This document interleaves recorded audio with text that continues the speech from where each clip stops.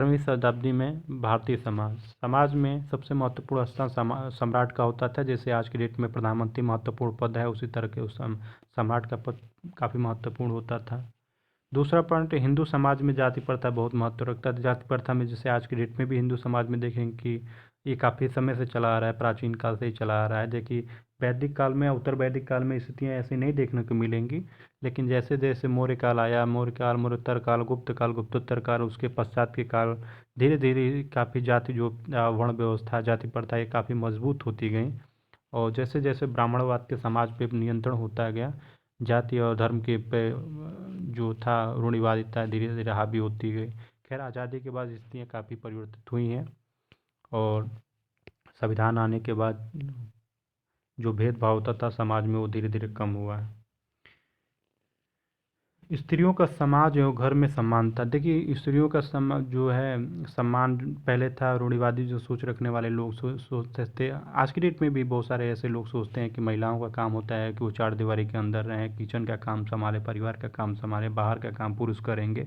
ऐसी मानसिकता वाले लोग आज की डेट में भी आपको देखने के मिलेंगे और यही स्थितियाँ पहले भी थी, परंतु समानता की भावना नहीं थी। लेकिन महिलाओं को पहले अधिकार की बात नहीं, जैसे आज हम समानता की बात करते हैं, जैसे आर्टिकल 14 है, 15 है, 16 है, वो समानता की बात करता है, महिलाओं के अधिकार की बात करता है।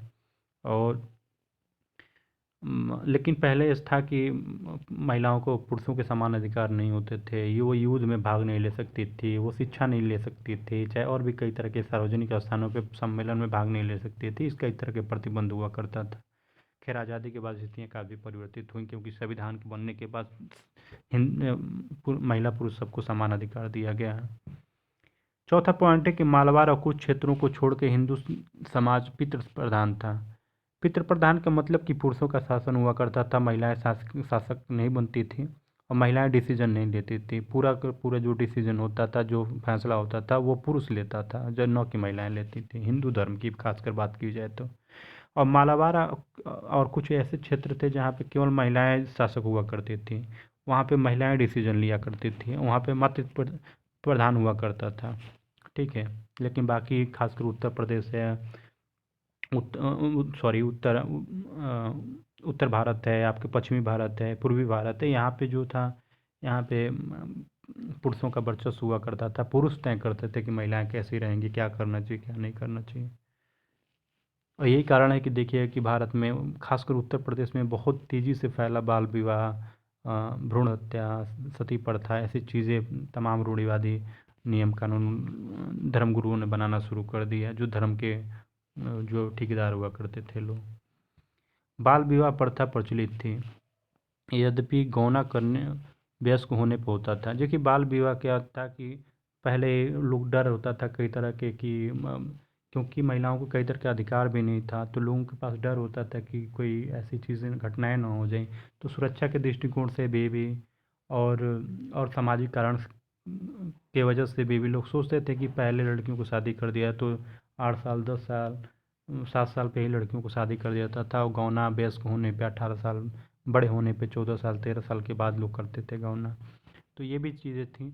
और एक और चीज़ था कि महिलाओं को शिक्षा का अधिकार भी नहीं था, और और और परिवार में जनसंख्या ज़्यादा होती थी, तो कई तरह की सुरक्षा उरक्षा के दृष्टिकोण से भी महिलाओं को शादी बहुत पहले कर दिया जाता था।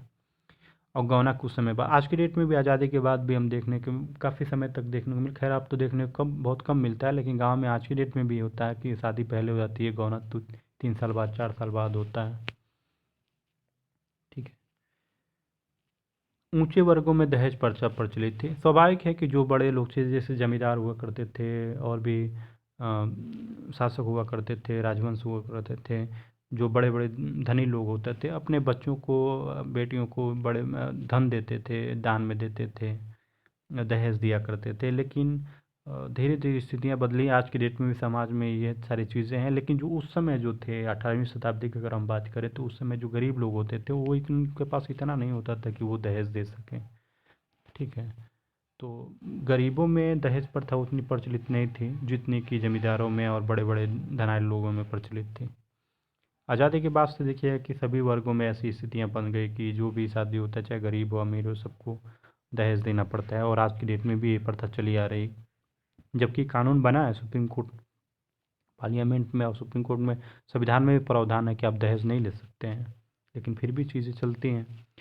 राजवंशों और बड़े जमींदारों धनाढ़ घरों में बहु पत्नी प्रथा प्रचलित थी, परंतु साधारण लोग एक ही विवाह करते। देखिए, साधारण जो लोग होते थे, जो गरीब लोग होते थे, वो नॉर्मली एक ही शादी विवाह करते थे लोग। जो लेकिन जो जमींदार होते थे या धनी लोग होते थे, जो संपन्न लोग होते थे, वो अब कम से कम 2-2, 3-3, 4-4 शादियाँ करते थे, क्योंकि वो लोग सक्षम भी थे और उस तरह की सरकार भी, जो उस समय की वर्तमान जो सरकार थी, वो इनके खिलाफ भी नहीं जा सकती थी, क्योंकि जो जमींदार होते थे, जो बड़े बड़े जो राजवंश वो लोग राजा वगैरह होते थे, उनका एक समाज पे एक बड़े क्षेत्र पर उनका नियंत्रण होता था, तो उनके खिलाफ जाना भी सरकार के लिए उचित नहीं होता था, इसलिए सरकार कोई रिस्क नहीं लेना चाहती थी।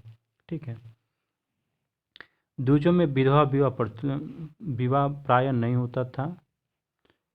पेशवाओं ने विधवाओं के पुनर्विवाह पर पद्मनाभ नाम का एक कर भी लगाया था। जैसे देखिए, विधवा पुनर्विवाह अगर भी होता था, बहुत ज़्यादा प्रचलन में था, लेकिन 18वीं शताब्दी में बहुत सारे समाज सुधारक हुए, तो उन लोगों ने इसके खिलाफ काफ़ी लोगों ने प्रदर्शन किया, दबाव बनाया सरकार पे, जिसके बाद से ब्रिटिश सरकार ने विधवा पुनर्विवाह पे विधेयक वगैरह ले आया और इसे ये दर्जा दिया कि अगर कोई भी किसी भी विधवा को अगर उसके सती किया जाता है तो वो हत्या माना जाएगा, उस पर दंडात्मक कार्रवाई की जाएगी, कानूनी कार्रवाई की जाएगी।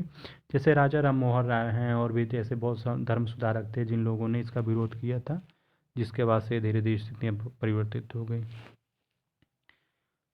और आज की डेट में भी खैर आज़ाद उस समय 18वीं शताब्दी में बहुत सारे छोटे मोटे जगहों पे ऐसे सती प्रथा प्रचलित थी, लेकिन आज़ादी के बाद से पूर्णतः इसको ख़त्म कर दिया गया।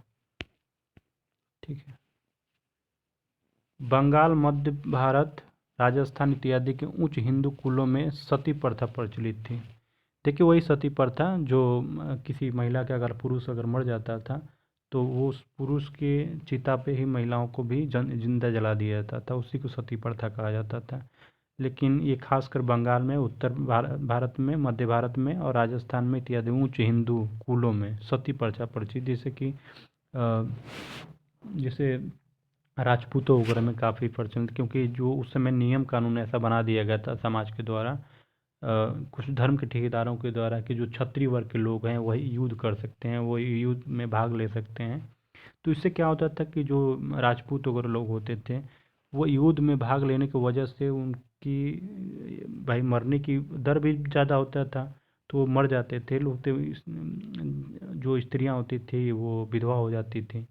तो इसके वजह से भी सती प्रथा का प्रचलन हुआ कि भाई समाज में महिलाओं की संख्या बढ़ गई थी राजपूतों में, और जो पुरुष थे उनकी संख्या घट जाती थी।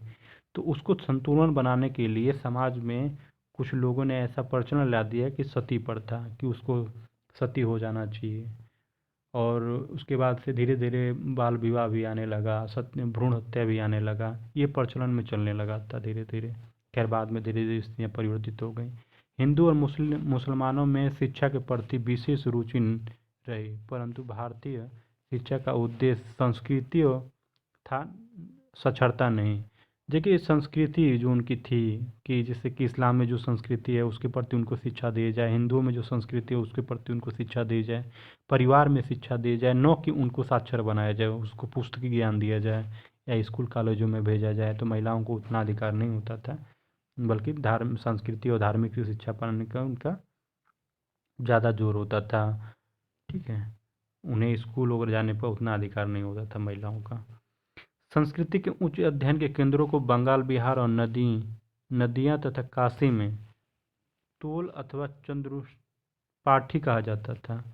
देखिए, संस्कृति के उच्च अध्ययन के केंद्र जो थे, जैसे खासकर बंगाल है, बिहार है, नदियाँ हैं, काशी में जैसे काशी मतलब तोल है, चाहे और भी ऐसे स्थान हुए जहाँ पे उच्च संस्कृति के जो केंद्र हुआ करते थे, वहाँ पे भी महिलाओं को उतना नहीं मिलता था। लेकिन जो उच्च कुल की जो महिलाएं होती थी, उच्च वर्ग के जो घर की महिलाएं होती थी, उनको आसानी से मिल जाता था, लेकिन निम्न परिवार की जो महिलाएं होती थी उनको उतना अधिकार नहीं होता था, उन्हें शिक्षा नहीं मिल पाता था। फ्रांसीसी पर्यटक जो है वर्नियर ने काशी को भारत का एथेंस कहा है। अब जो वर्नियर जो थे फ्रांसीसी पर्यटक के रूप में एक वर्नियर करके था, उसने आया यहाँ पे घूमने भारत को खासकर जब वो काशी गया तो उसको लगा कि काशी जो है वो भारत का एथेंस है। उसने कहा था, वो जो चीज़ देखा होगा उसके हिसाब से उसने लिखा। विद्या का प्रचलन प्रायः उच्च वर्गों में ही था। वही मैं कह रहा हूँ कि जो जो राज जमींदार होते थे, जो राजा होते थे, जो राजा महाराजा लोग होते थे, जो राजवंश वर्ग के जो लोग होते थे, जो बड़े पदों पे जो होते थे, उनको ही उनके परिवार की जो महिलाएं थी उन्हें ही शिक्षा का अधिकार और होता था, उन्हें ही शिक्षा का अधिकार होता था। जो निम्न वर्ण के लोग होते थे, जैसे बालक भी जैसे कि जो गरीब वर्ग के जो लोग हैं, जैसे कि ST SC के लोग हैं, चाहे वैश्य समाज के लोग हैं, तो वो उनके जो बालक होते थे उनको भी शिक्षा प्राप्त करने की थी, लेकिन उतना नहीं मिल पाता था। कुछ लोगों को मिलता था, सभी को नहीं मिलता था। स्त्री शिक्षा अभिष्ट नहीं थी। स्त्रियों को शिक्षा प्रायः अनुमति नहीं होता था कि महिलाओं को शिक्षा दी जाए। इस तरह की सारी चीज़ें थी। खैर बाद में कई लोगों ने समाज सुधारक जो आए, धीरे धीरे स्थितियाँ परिवर्तित हुई। सवाई जयसिंह ने जयपुर, बनारस, दिल्ली आदि के नगरों में 5 वेधशालाएँ बनवाई।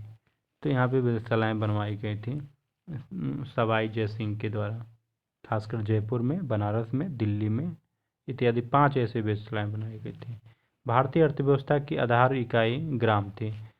देखिए, गांधी जी ने अपनी एक किताब लिखी है हिंद स्वराज, उसमें भी उन्होंने खासकर पंचायती राज की जब हम बात करते हैं तो ये पंचायती राज का जो कॉन्सेप्ट था वो गांधी के ही हिंद स्वराज से ही निकल के आया है, और जिससे कि उसके बाद में पंचायती राज को संवैधानिक दर्जा दिया गया था राजीव गांधी के और नरसिम्हा राव के सरकार के समय। 73वां 74वां संविधान संशोधन करके शामिल किया गया था संविधान में। लेकिन इसको जो जो कॉन्सेप्ट था, जो ग्राम की जो अर्थव्यवस्था की जो आधार इकाई होती थी, वो शिल्पकारों की, जो धीरे छोटे छोटे किसान वगैरह लोग होते थे, यही भारत की अर्थव्यवस्था का ऋण हुआ करते थे। उस पर भी 90-95% लोग कृषि पे ही निर्भर हुआ करते थे 18वीं शताब्दी वगैरह में, जिसके ऊपर अंग्रेज़ों ने रैयतवाड़ी व्यवस्था लगाई, अस्थाई बंदोबस्त लगाए, चाहे मालवाड़ी व्यवस्था लगाए, और तमाम तरह के कर भी लगाया गया था, चाहे मुगलों के काल में हो, चाहे आज़ादी के बाद के काल का हो, चाहे प्राचीन काल में, चाहे मौर्यों के काल में हो, चाहे गुप्तों के काल में हो। तो हमेशा लोगों ने, क्योंकि कृषि ही सबसे बड़ी उनकी अर्थव्यवस्था की इकाई होता था, तो लोग इसी पे ज़्यादा कर वगैरह लगाते थे, और कोई उद्योग वगैरह धंधा वगैरह होता नहीं था। नगरों में हस्तशिल्प का स्तर बहुत विकसित हो चुका था। अब देखिए, जो हस्तशिल्प वगैरह जैसे कपड़ा, कपास वगैरह, जैसे कपड़ा वगैरह बुनने वाले हैं, सूती कपड़ा वगैरह बुनने वाले लोग, चाहे और भी इस तरह के जो चीज़ें जो काम करने वाले थे, भारतीय माल की संसार की सभी मंडियों में मांग थी। जो भारतीय जैसे कपड़ा उद्योग है, चाहे जूट उद्योग है, चाहे और भी सारी चीज़ें, इसकी जो मांग थी वो बड़े पैमाने पे विदेशों में, संसार के सभी देश मंडियों में इसकी मांग बड़े पैमाने पे थी। अब भारत से वस्तु वहाँ पे जाके निर्यात होती थी। आयात की वस्तुएं काफ़ी कम होती थी, लेकिन अंग्रेज़ों के आने के बाद से जो आयात निर्यात की जो स्थिति है वो धीरे धीरे कम होने लगी और आयात की वस्तुएं ज़्यादा होने लगी। ठीक है, अब देखते हैं भारत के प्रमुख हस्तशिल्प केंद्र कौन कौन से हैं। वो ढाका, जो आज के बांग्लादेश में है, अहमदाबाद जो गुजरात में है, मछलीपट्टनम जो वहाँ पे है। सूती कपड़ा उद्योग हुआ करता था वहाँ पे। सूती कपड़ा उद्योग कहाँ महत्वपूर्ण केंद्र कौन था 18वीं शताब्दी में? तो ढाका था, अहमदाबाद और मछलीपट्टनम। तीसरा, मुर्शिदाबाद, आगरा और लाहौर और गुजरात रेशमी माल के लिए काफ़ी महत्वपूर्ण केंद्र था। कश्मीर, लाहौर, आगरा ऊनी साल, गलीचे, ये गलीचे में पाए जाते थे। ठीक है, भारत में व्यापारिक पूंजीपतियों का विकास, बैंक पद्धति का विकास हो चुका था। अब देखिए कि RBI का गठन तो बाद में हुआ, लेकिन वहाँ पे हम देखेंगे कि व्यापारिक पूंजीपतियों का जो विकास है वो भारत में 18वीं शताब्दी में ही विकसित हो चुका था। ठीक है, उत्तर भारत में जगत सेठों तथा दक्षिण भारत में चेटेटियों का उदय हुआ था। अब देखिए, जो सेठ वगैरह होते थे, जो बड़े बड़े जो सेठ हुआ करते थे, आपको देखेंगे कि हम 1857 के जो युद्ध हुआ था, प्लासी का युद्ध, 1764 का जो जो बक्सर का युद्ध हुआ, चाहे बाद में हम देखेंगे 1857 की क्रांति देखेंगे, तो वहाँ पे बड़े बड़े जो सेठ वगैरह हुआ करते थे, तो उत्तर भारत में जैसे कर लोग लेते थे, जो ब्याह कर लेके अपना काम वाम करते थे, तो ये उत्तर भारत में प्रचलित थी सेठों के जो जो पद है, और चेट्टियों का जो पद है वो दक्षिण भारत में जो था, ये लोगों को ब्याज पे पैसा देते थे। 18वीं शताब्दी 18वीं सदी का भारत विषमताओं का देश हो गया था। अत्यंत गरीब और अत्यंत समृद्ध दोनों साथ साथ पाई जाती थी। अब देखिए कि 18वीं शताब्दी में, 18वीं सदी आते आते, चाहे पुर्तगाली हो, डच हो, फ्रांसीसी हो, ब्रिटिश हो, तमाम विदेशी लोग, और उसके बाद आप मध्यकाल में आप देखेंगे कि चाहे वो आपके जो इस्लामिक बहुत सारे आक्रांत भी भारत आए, भारत में आके बहुत सारे लोग बस भी गए। खैर बहुत सारे लोग आए चले भी गए, लेकिन जैसे कुछ प्राचीन काल में हम देखेंगे शक आए, कुषाण आए,